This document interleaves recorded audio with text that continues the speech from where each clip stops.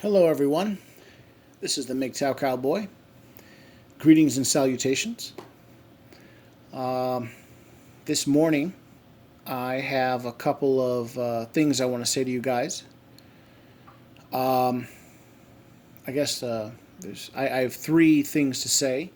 I have two stories for you and a one notification. I'm assuming most of you will find out regardless, but this will be my last tribute to Vention. Of course, terrible news, as we all saw coming. Unfortunately, Vention has passed. Um, Vention was a great man. He was. I've likened him to an uncle I've never had.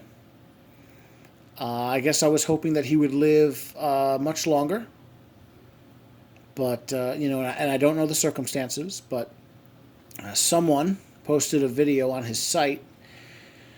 Oh, I don't know, 5 or 6 hours ago, and well, at the time, I wasn't thinking I was going to make another one last tribute video to him, but then I decided to do so. At the time, I was guzzling down some beer, which is very bad. I have broken my diet, but I'll save that for another time. I've got sins to answer for now. Anyway, yeah, just quickly. Apparently, what is today? Right now is the early morning of the 27th of September. He looks like he passed away the day before yesterday, or the 25th, or on Saturday. And they said he passed very peacefully. So, yeah, very sad, very sad. Um, I just want to say, one last thing to say about Vention is he's gonna be remembered for a long time, and he was. I think he did a very good job of embodying the highest goals of what we would aspire to in the Mgtow community. He basically lived it, and of course he documented it for all of us to see. Never got married, and he never fell into the trap of letting a woman move in, or bringing a woman into his life, and he documented it, and he documented it well. And he lived true. He lived true to what he said. He said that that's what he believed, and he obviously believed it. He lived it, and he filmed it. So, I guess my last thoughts on Vention. Or his name is Warren, but I don't know. For some reason, I'm always going to call him Vention. Um, he's not. He's not. What I would say is he's not wherever he is. He is. He's not suffering anymore. He lived his life true. He set a good example,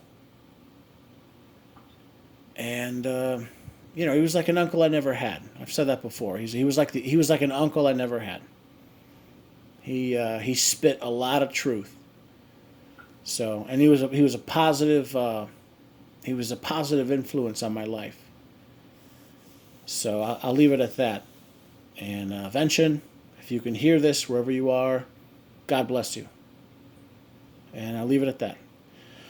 Okay. There's two other things I wanted to talk about. I've been meaning to make a video, and I guess I'll wrap these other two stories around this last dedication to Vention. Two true stories. So let's see. Vention was today, or I guess the day before, yesterday, and then day before that, and the day before that. Two true stories. The first one was okay. So, changing the subject. I went to the grocery store the other day, 3 days ago, and I had a remarkable experience. I went to go purchase some. I went to go purchase some products, and I ran into two women, both of whom were carrying a child, two young children. You got two women, two young children, really young, 1 years old, 2 years old. They were still in like a, I don't know what you call it, not a cradle, a cradle. They're carrying around these kids in these like big baskets, and one of them was on the phone, and she was behaving, she was having a conversation with someone that I was able to deduce was her, probably not her husband, probably her baby dad. And I just wanted to mention how terrible it was, to even be in earshot of this woman. The whole time she was just using shaming language against this man, calling him names, accusing him of this and that, raising her voice. Oh, and I could tell, obviously it was her baby dad, and she started using, I could hear her talking. She would say things like, I'm trying to be a good mother, and I'm just trying to be a good mother, and you're not, I don't know where you are, and she's screaming about money. She's just, oh my God, it was a mess. It was just, imagine running into two single mothers, and one of them is especially mouthy. Well, guess what? They kind of shared an aisle or two with me for a couple minutes, and I'm just like, oh, another Mgtow moment. Okay. And then I get in line, I pay for my goods, and I leave. Well, guess who ends up, moments after I leave and I approach my car, guess who approaches my car? Or, not my car, but parked right next to me were the two women. These women were parked right next to me. And I'm like, oh no. Or, it's just, oh boy. And so I get in my car, and my curiosity takes a hold of me. So I lower my window a couple inches, and I'm listening. And this woman, she's really getting loud on the phone. She's just like, you're a piece of crap, and I'm trying to do the best I can, and you're not. You need to step up, and all the stuff we talk about Mgtow. This just pure shame and blame, and this feeling, this desire came over me. The desire, the desire came over me, and I wanted to just lower my window and just say, hey you dumb bitch, come here. And I wanted to tell her, I was like, I hear you calling him all these names, you're accusing him of this and this, but who spread her legs for this guy? Who got pregnant? Do you realize that you're half of the equation here, lady? And I really wanted to say that, and of course, in the back of my mind, I'm also like, wow, I can't do that. I'm a second-class citizen, with all this feminism. What if she gets angry and calls the police? Well, then they're gonna have the police come, and the last thing I need is, police.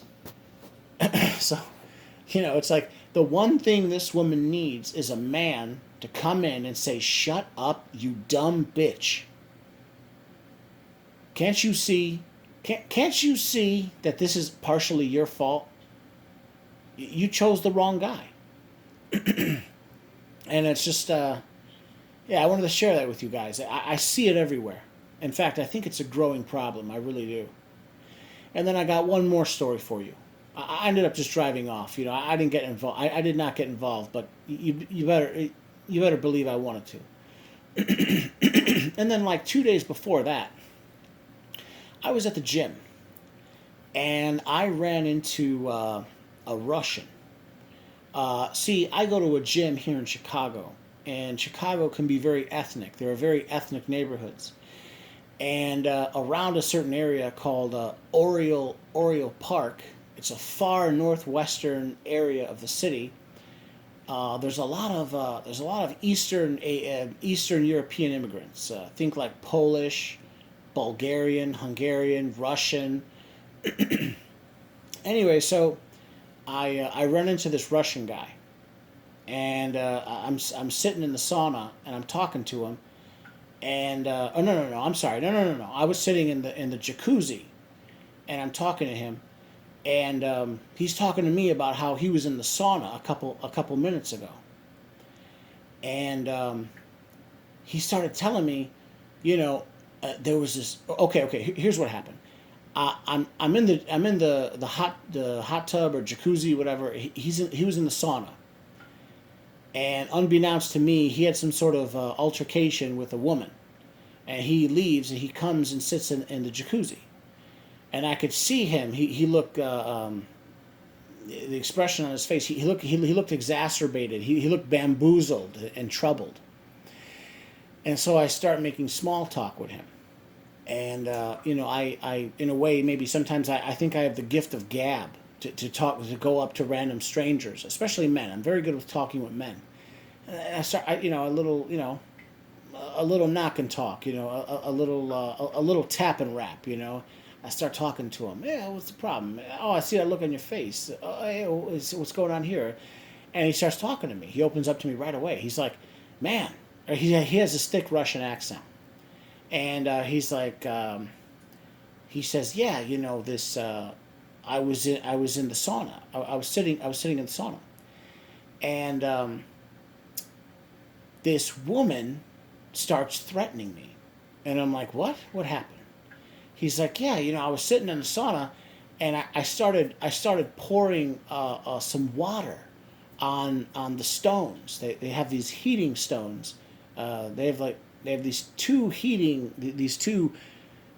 stations where they have these piled up stones, and they heat up the stones, and I don't know exactly why they do it, but sometimes people will purposely throw sometimes water, sometimes like oil, like eucalyptus oil or orange infused oil, so it gives a nice smell instead of having just like a regular. Instead of it smelling like BO, in the sauna, you could throw some eucalyptus oil, and it gives it a nice smell. Anyway, so this woman right away witnessed him throwing some water. It wasn't even oil or oil infused oil, nothing like that. She starts threatening him, saying like, "Hey, what are you doing? What are you doing?" Right away, she's like, "I'm gonna call the police. Police? I'm gonna call the police." And he was just like, "Whoa, whoa, whoa, hey, whoa, whoa, whoa, relax, lady," and he related that story to me, and it was just another Mgtow moment for me. I was like, yeah, right. And let me guess, you didn't know, you never met that woman before, right? You don't know who that lady is?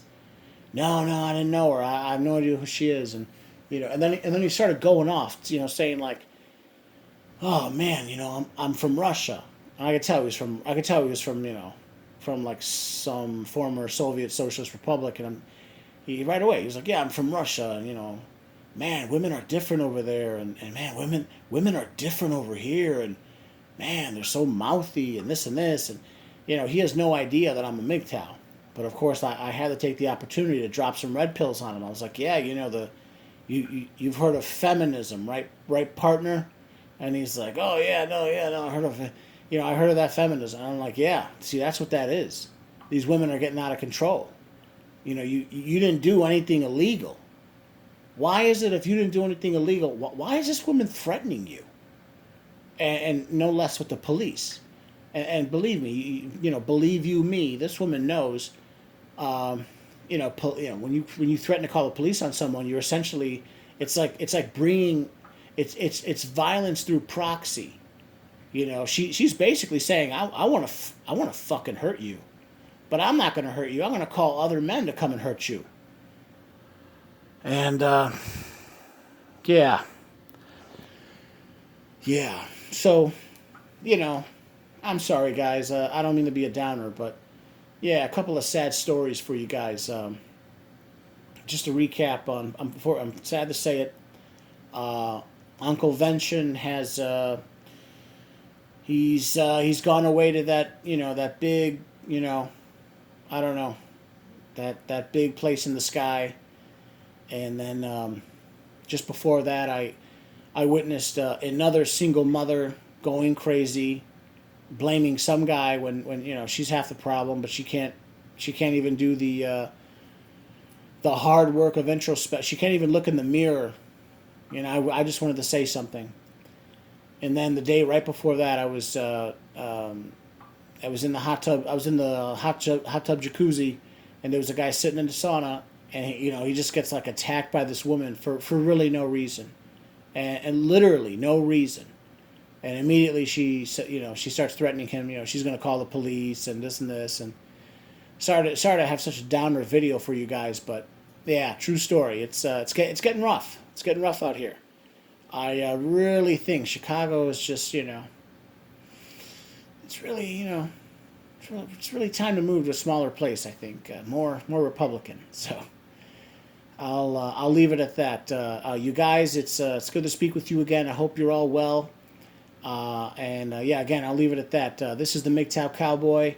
If you guys like my content, please like, please comment, please subscribe, and please share. And I'll leave it there. All right, bye now.